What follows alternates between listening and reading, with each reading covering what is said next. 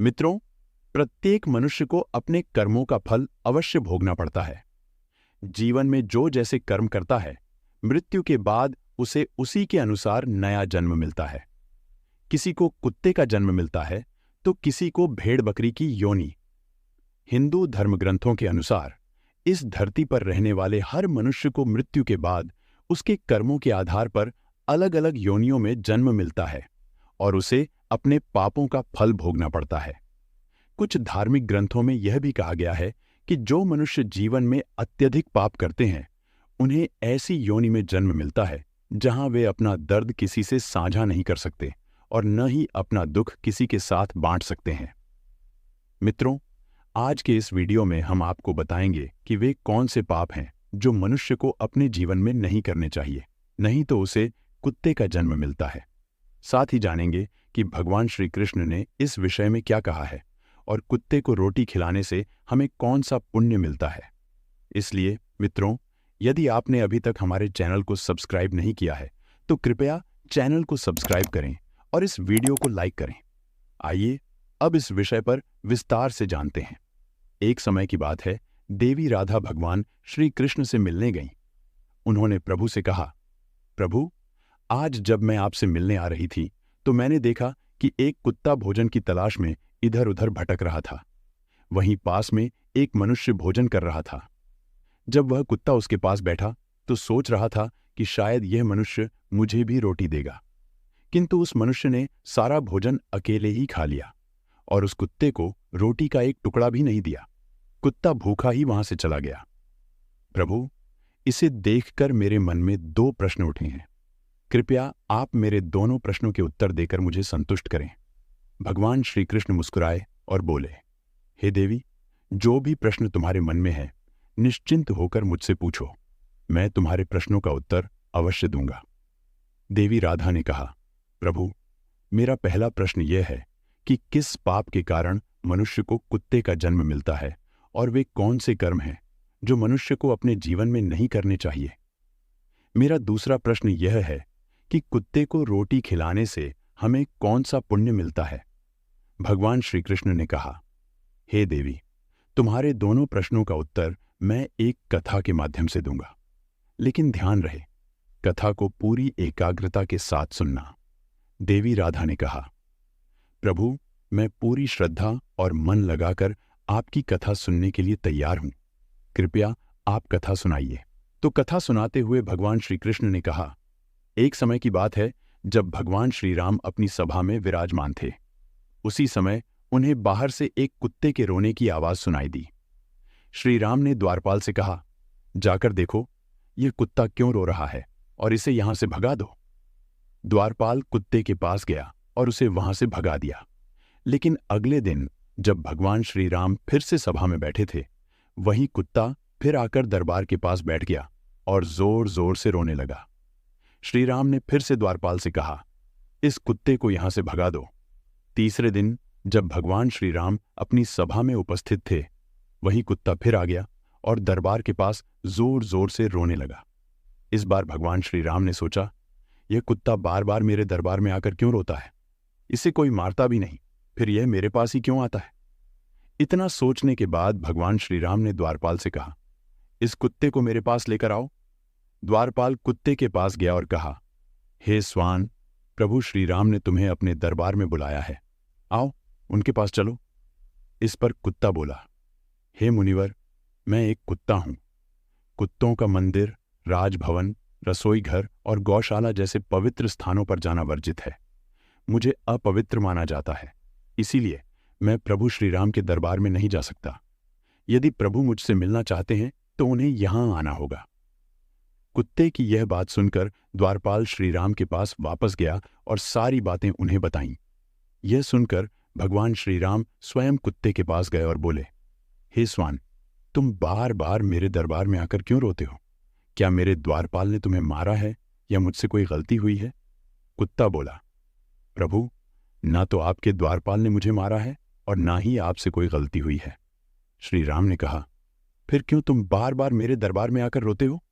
कुत्ता बोला, प्रभु, एक सन्यासी ने मुझे पत्थर से मारा, जिससे मेरा एक पैर टूट गया है। अब मैं ठीक से चल भी नहीं पाता और मुझे बहुत पीड़ा हो रही है। मैंने सुना है कि आप न्यायप्रिय हैं, इसलिए मैं आपके दरबार में आकर न्याय की गुहार लगा रहा हूं। कृपया उस सन्यासी को सजा दीजिए। तो उस कुत्ते की बात सुनकर प्रभु श्रीराम बहुत दुखी हुए। उन्होंने अपने सैनिकों को आदेश दिया, उस सन्यासी को मेरे दरबार में लेकर आओ, मैं उसे अवश्य सजा दूंगा। सैनिक तुरंत उस सन्यासी को लेकर दरबार में आए। श्री राम ने सन्यासी से पूछा, क्या यह सत्य है कि तुमने इस कुत्ते को पत्थर से मारा, जिससे इसका पैर टूट गया और इसे इतनी पीड़ा झेलनी पड़ी? आखिर इसने ऐसा कौन सा अपराध किया था जो तुमने इसे इतनी बड़ी सजा दी? सन्यासी ने उत्तर दिया, प्रभु, मैं अपनी झोली लेकर भिक्षा मांगने जा रहा था। तभी यह कुत्ता मेरे पास आया और अपनी पूंछ हिलाने लगा। जब मैंने इसे खाने को कुछ नहीं दिया तो इसने मेरी भिक्षा का अन्न छू लिया। इससे मैं क्रोधित हो गया और मैंने पत्थर उठाकर इसे मार दिया। दुर्भाग्यवश पत्थर बड़ा था, जिससे इसका पैर टूट गया। सन्यासी की यह बात सुनकर भगवान श्री राम बहुत क्रोधित हुए। उन्होंने कहा, यह कुत्ता एक अज्ञानी जीव है। इसे यह ज्ञान नहीं कि किसी का अन्न नहीं छूना चाहिए। यह केवल अपना पेट भरने के लिए ऐसा कर रहा था। लेकिन तुम, एक सन्यासी होकर जिसने ज्ञान और संयम का मार्ग चुना है, तुमने इस पर पत्थर चला दिया। इसका मतलब है कि अपराध इस कुत्ते का नहीं, बल्कि तुम्हारा है।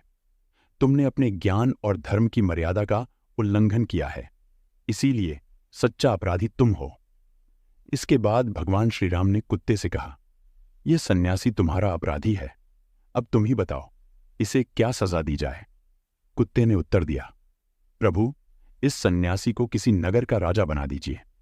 यह सुनकर प्रभु श्रीराम चौंके, परंतु उन्होंने कहा, ठीक है, इसे एक नगर का राजा बना दिया जाएगा। फिर उस सन्यासी को सुंदर वस्त्र पहनाए गए, एक घोड़े पर बिठाया गया और एक बड़े महल में ले जाकर उसे नगर का राजा बना दिया गया। जब वह सन्यासी राजा बन गया तो वह मन ही मन बहुत खुश हुआ। उसने सोचा, यह कुत्ता सच में मूर्ख है। मैंने इसका पैर तोड़ दिया और इसने मुझे सजा देने के बजाय राजा बना दिया। यह बात लोगों को समझ में नहीं आ रही थी कि कुत्ते ने उस सन्यासी को सजा देने के बजाय राजा क्यों बना दिया। कुछ लोग इस प्रश्न का उत्तर जानने के लिए प्रभु श्री राम के पास गए और पूछा, प्रभु, इस कुत्ते ने सन्यासी को सजा देने के बजाय नगर का राजा क्यों बना दिया, जबकि उसी सन्यासी ने उसका पैर तोड़ दिया था? तो कुत्ते की इस बात पर लोग चकित रह गए।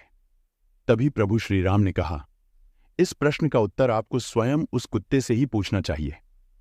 आखिर उसने उस सन्यासी को सजा देने के बजाय राजा क्यों बनाया? सभी लोग फिर से उस कुत्ते के पास गए और पूछा, हे कुत्ते, तुमने उस सन्यासी को सजा देने के बजाय राजा क्यों बना दिया? उसने तो तुम्हारा पैर तोड़ दिया था। कुत्ता मुस्कुराया और बोला, तुम सब जानना चाहते हो कि मैंने ऐसा क्यों किया? तो सुनो, मैं अपने पिछले जन्म का राजा था। सभी चौंक उठे। कुत्ते ने आगे कहा, मैंने अपने पिछले जन्म में राजा के रूप में बहुत पाप किए।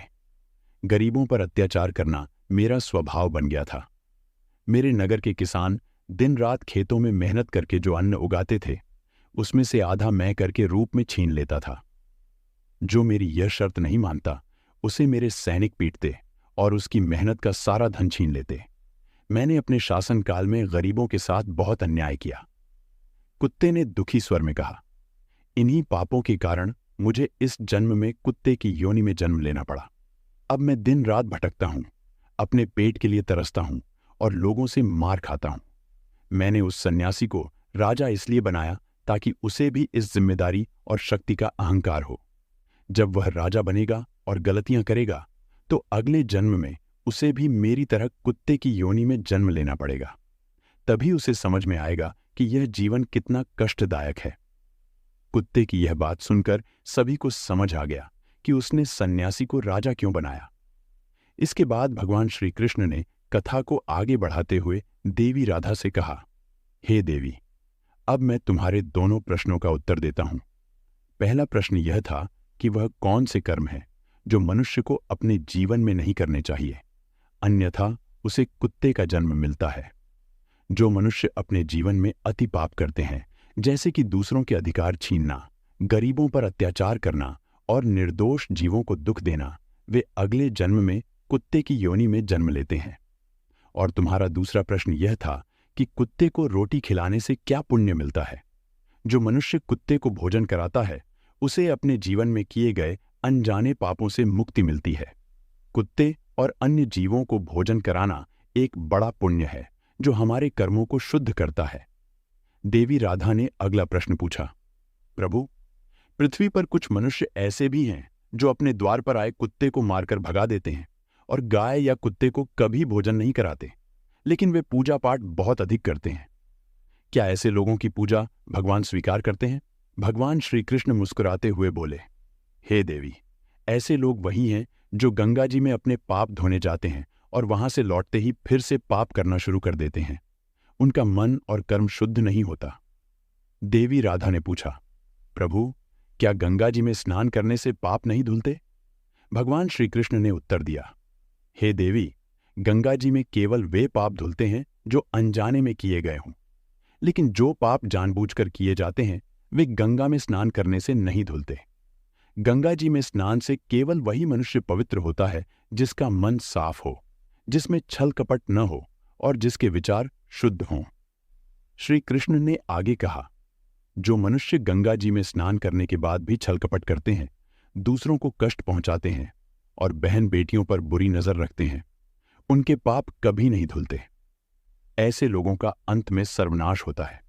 यह सत्य है कि प्रत्येक मनुष्य को अपने कर्मों का फल अवश्य ही भोगना पड़ता है। इसलिए मनुष्य को अपने जीवन में पवित्रता और सच्चाई का पालन करना चाहिए। मित्रों, यह कथा हमें यह सिखाती है कि हमारे कर्म ही हमारे भविष्य को निर्धारित करते हैं। गंगा स्नान का महत्व तभी है जब हमारा मन और हमारे कर्म शुद्ध हों। अगर आपको यह कथा अच्छी लगी हो तो इस वीडियो को लाइक करें, हमारे चैनल पूजा मंत्र को सब्सक्राइब करें और इसे अधिक से अधिक लोगों तक पहुंचाएं।